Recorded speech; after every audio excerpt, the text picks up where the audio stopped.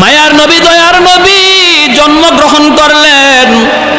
নবী জন্মগ্রহণ করলেন, মক্কার পাশ থেকে মানুষজন মহিলারা বাচ্চা নেওয়ার জন্য আসতেছে লাইন ধরে। নবীর দুধমা হালিমা সাদিয়া তিনিও আসতেছেন লাইন ধরে। বান্ধবীদের সাথে হালিমা সাদিয়ার উটনিটা কোনোভাবেই সাথে পাল্লা দিয়া পারে না, কারণ হালিমা সাদিয়ার উটনিটা বড় দুর্বল। আল্লাহর নবী, রহমতের নবী, মার কুলে জন্মের আগেই তো নবী বাবা হারাইলেন। আমার নবী তো এতিম। হালিমা সাদিয়া বান্ধবীদের সাথে পাল্লা দিয়ে পারলেন না, ওরা আগে চলে আসলো, কারণ উট ছিল তার বড় দুর্বল, হাঁটতে পারে না। বান্ধবীরা আগে আইসা একে একে ভালো ভালো ঘর থেকে বাচ্চাগুলি টাকার বিনিময়ে নিয়ে গেল। আমার নবীর দরজার সামনে যা হাজির হয়, হাজির হয়ে কয় বাচ্চা আসেনি? নবীর মা আমেনা কয় আছে তো। কয় বাবা আসেনি? নবীর আম্মা চোখের পানিটা মুছে আর কয় না, আমার সন্তানের বাবা নাই, আমার সন্তান মোহাম্মদ ইয়েতিম, আমার সন্তান আব্বাকে ডাক দিতে পারে না। বাবা ডাক দেওয়ার ভিতরে কত মজা আমার নবী জানে না, আব্বু ডাকটার মধ্যে কত মজা আমার নবী জানেন না। কয় না না, এতিম সন্তান নেওয়া যাবে না, নাইলে আমরা বকশিশ বেশি পাবো না। মহিলারা একে একে চলে গেল, কেউ নবীকে নিল না। হালিমা সাদিয়া সবার পরে মক্কায় ঢুকলেন। সবাই তো ভালো ভালো ঘর থেকে বাচ্চা নিয়ে গেছে। হালিমা সাদিয়ার ভাগ্য আমার নবীর দরজায় তারে নিয়ে আসছে। হালিমা সাদিয়া দরজার সামনে আইসা বলতেছে বাচ্চা আসেনি? নবীর আম্মা কাঁদেন আর বলেন আমার সন্তানের তো বাবা নাই। আছে তো বাচ্চা, বাবা নাই, এতিম, তুমি নিবানি। হালিমা সাদিয়া দরজার বাহির থেকে বলতেছে দরজাটা একটু খুলো, তোমার মানিকের চেহারাটা এক নজর দেখাও, এরপরে সিদ্ধান্ত নিব আমি নিব কি নিব না। দরজাটা খোলার পর আমার নবীর চেহারাটা দেখা মাত্র হালিমা সাদিয়া আল্লাহু আকবার বলে আওয়াজ দিয়া উঠলেন। আল্লাহু আকবার। হালিমা সাদিয়া কই গো আমেনা, আমি হালিমা জীবনে কত সুন্দর সন্তান দেখেছি, এত সুন্দর বালক আমি জীবনে কোনোদিন দেখি নাই। আমেনা বলতেছে তুমি কেমনে দেখবা, আমিও তো দেখি নাই। আল্লাহ পাক কয় জিব্রাইল রে, হালিমাও বুঝি আমার বন্ধুর মতো দেখে নাই, মায়ও বুঝি আমার বন্ধুর মতো কাউরে দেখে নাই, তুমি জিব্রাইলে দেখছো নি? জিব্রাইল কয় আল্লাহ, পৃথিবীর পূর্ব থেকে পশ্চিম, উত্তর থেকে দক্ষিণ, তামাম দুনিয়া আমি জিব্রাইল সফর করেছি। কসম খোদার মালিক, তোমার বন্ধুর মতো দ্বিতীয় আরেকজন সুন্দর আমি পৃথিবীর কোথাও পাই না।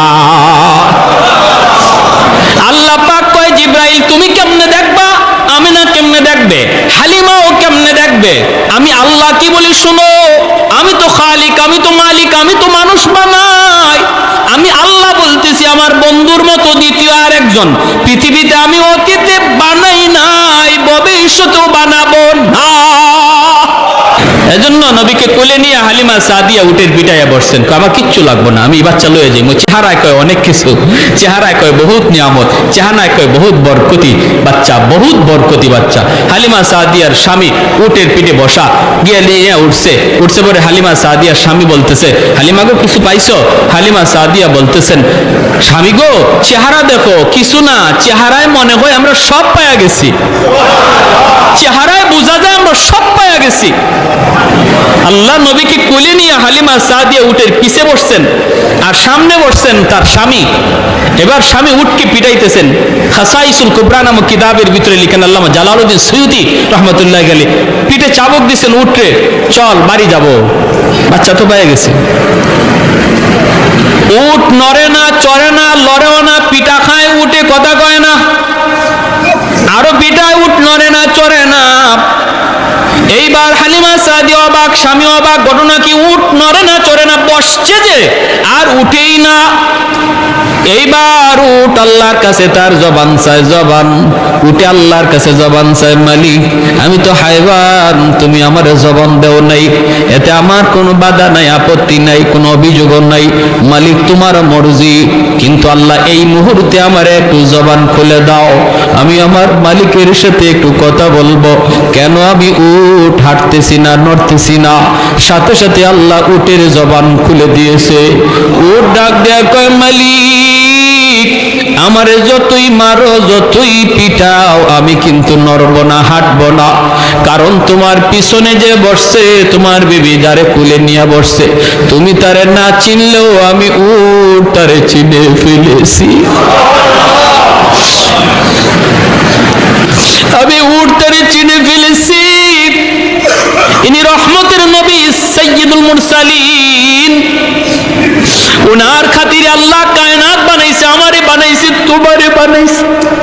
ওই রহমতের নবী যদি তোমার পিছনে বসে বেয়াদবি হয়, বেয়াদবি হয়, আমার রহমতের নবীর আগে বসাও, তুমি পিছনে যাও, আমাকে মারা লাগবে না, আঘাত করা লাগবে না, আমি দ্রুত দৌড়াইতে থাকবো। হালিমা সাদিয়ার স্বামী ডাক দিয়া কয়, হালিমা গো, কারে লই আইছো? উঠে যারে চিনে। ও হালিমা, তুমি সামনে আসো। হালিমা সাদিয়া আমার নবীকে নিয়ে সামনে আইসা বসলেন। স্বামী পিছনে বসছে, উট আস্তে করে দাঁড়ায় গেছে। এইবার উঠে ডাক দিয়ে কই, মালিক একটা আবদার করি। আমার রহমতের নবী যেখানে যার উপরে চড়বে সেই পৃথিবীর শ্রেষ্ঠ হয়ে যাবে। আমার নবী আমার পিঠে উঠছে, আমি উট পৃথিবীর ভিতরে সবচেয়ে বড় ভাগ্যবান। আসার সময় আমি উটের লাগাম ছিল তোমার হাতে মালিক। এখন যেহেতু রহমতের নবী আমার পিঠে বসছে, নবীর নরম হাতে আমার উটের লাগামটা ধরায়া দাও। আমাকে পিটা দেওয়া লাগবে না, আমি দ্রুত দৌড়াইতে থাকবো। আমার রহমতের নবীর নরম হাতে যে উটের লাগাম ধরায়া দিছি, উটের শরীরের মধ্যে আল্লাহ পাক বরকত দিয়া দিছে, শক্তি আল্লাহ দিয়া দিছে। বান্ধবীরা যারা আগে ওনারে ফালায়া বাড়ি যাওয়ার ছিল, মাঝ রাস্তায় যায় ওদেরকে ক্রস করে ফেলছে। বান্ধবীরা কয়, হালিমা গো, এই উটটা এত শক্তি আসলো কোত্থেকে? আসার সময় তোমার উটের কোনো শক্তি ছিল না, তোমার উট আমাদের সাথে হাইটা পারে নাই। এখন দেখা যায় তুমি আমাদেরকে ফালায় চলে যাইতেছ। এটা কি ওই উট নাকি অন্য কোনো উট? হালিমা সাদিয়া চোখের পানি মুছে আর কয়, না রে বান্ধবীরা, এটা ওই উট। এটা কি আগের উটি, নতুন কোন উট নয়। যাবার সময় উটের লাগাম ছিল আমার স্বামীর হাতে, আর এখন উটের লাগাম হলো রহমতের নবীর হাতে।